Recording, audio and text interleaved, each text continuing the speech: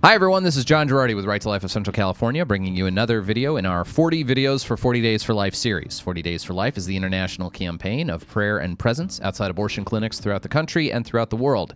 If you want to learn more about our campaign here in Fresno, get in touch with us by giving us a call at 559-229-2229, or you can visit us online at rtlcc.org. With me today, as has happened, I think, one other time, is Jonathan Keller from California Family Council. And Jonathan and I were here to talk about a bill that's been introduced in the state legislature, AB 2223. Now, AB 2223, Jonathan, we view it as basically this is a bill allowing people to abandon children. So maybe you can explain just the very basics of what this bill does. Yeah, I mean, we did a whole podcast on it. I encourage everybody to go listen. But the gist of it is this bill makes almost impossible for any law enforcement officers to charge or even really investigate any suspicious death surrounding the birth and death of a child. Right.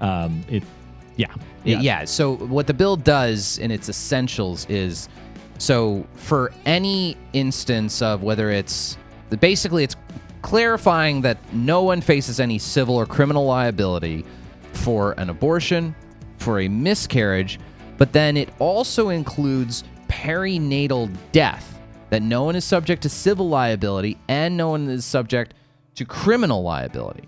Now, perinatal death refers to peri means around, natal means birth. So births basically a recently born child who maybe had some kind of fetal abnormalities and might be dying. Maybe it's where in which case, no one should be sued for a child who has serious health defects, who is dying and dies around birth. You shouldn't be afraid of criminal prosecution because your kid died. However, the language of it is so broad that I think it would even apply to doctors basically deciding for an unwanted pregnancy, maybe a child who survived a late-term abortion, basically just deciding not to provide basic medical care. It's kind of a horrific, it really relates very well to what Ralph Northam, the former governor of Virginia, what he was talking about when he said that, the parents of a child who survived an abortion would maybe have a conversation with the doctor about basically whether or not to provide the baby with care. This would sort of enshrine that in California law.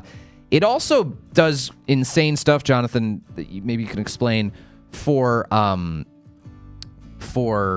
basically very late-term at-home abortions. Yeah. And maybe you can describe that. I mean, California is already kind of almost the Wild West when it comes to legal abortion, even late-term abortion. Right. I mean, you really just need the barest shred of cover. A doctor can pretty much rubber stamp an excuse for health of the mother.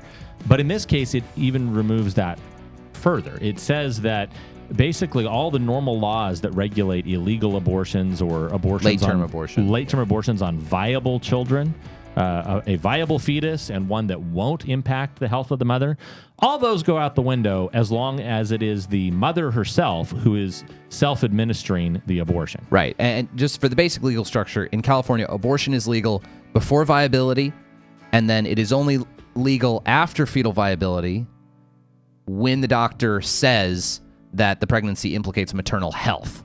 Now, there are doctors on the record who will say every pregnancy implicates maternal health, so it's really just a rubber stamp. But we're talking about someone doing an at-home, dangerous, unsafe, self-abortion past fetal viability with not even the pretense of a affirmation from a doctor that this is a pregnancy that threatens maternal health. So this particular legislation is way too broad. It is basically, the pro-choice side is trying to argue that this is to make sure that no one gets prosecuted for a miscarriage, which certainly no one should be prosecuted for a miscarriage. But if that's what they're trying to do, it's basically trying to swat a fly with a sledgehammer. Anyway, Jonathan, thanks for being on with us for this segment. We're going to have a recent Right to Life radio show where we're talking about this more. Just look for Right to Life Radio on Apple Podcasts if you want to learn more. That'll do it for today. We'll see you next time on 40 Videos for 40 Days for Life.